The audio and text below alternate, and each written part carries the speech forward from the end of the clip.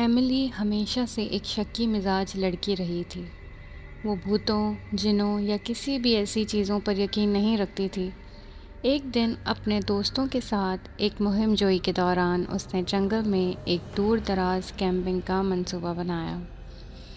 ان کے دوستوں نے اس جگہ کے بارے میں سنا تھا کہ وہاں کچھ عجیب و غریب واقعات پیش آتے ہیں، مگر ایملی نے انہیں مذاق میں اڑا دیا۔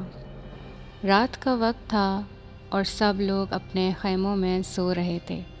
جنگل میں ایک عجیب خاموشی تھی جو ایملی کو بے چین کر رہی تھی۔ اچانک اس نے باہر سے ہلکی سی آوازیں سنیں۔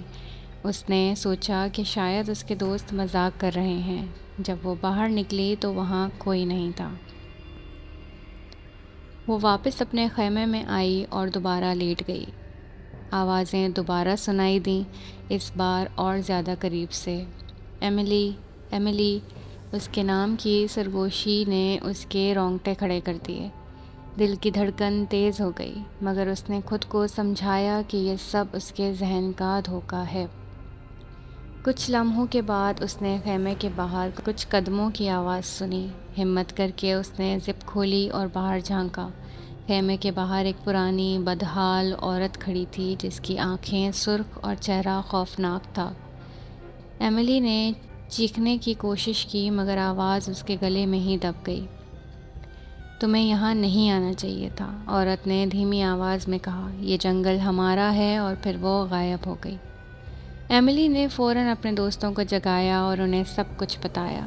سب نے جلدی سے اپنا سامان سمیٹا اور جنگل سے نکلنے کا فیصلہ کیا۔ جیسے ہی وہ وہاں سے نکلے، سرگوشیاں اور قدموں کی آوازیں پیچھے پیچھے آنے لگیں۔ کچھ دنوں بعد ایملی نے تحقیق کی اور معلوم کیا کہ وہ جنگل ایک پرانے قبیلے کی مقدس جگہ تھی جہاں کسی کا بھی آنا منع تھا۔ جو بھی وہاں آتا اسے کبھی نہ کبھی ان سرگوشیوں اور خوفناک عورت کا سامنا کرنا پڑتا۔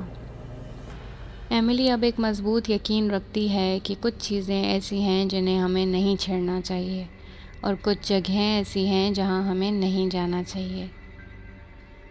تو ویورز، آپ کو یہ سٹوری کیسی لگی؟ آئی ہوپ کہ آپ کو پسند آئی ہوگی۔ اگر ایسے ہی چھوٹی چھوٹی مورل سٹوریز آپ کو دیکھنا اچھا لگتا ہے تو please do subscribe my channel and don't forget to like, share and comment کہ آپ کو یہ ویڈیو کیسی لگی۔ تو ملتے ہیں اگلی ویڈیو میں، تب تک کے لیے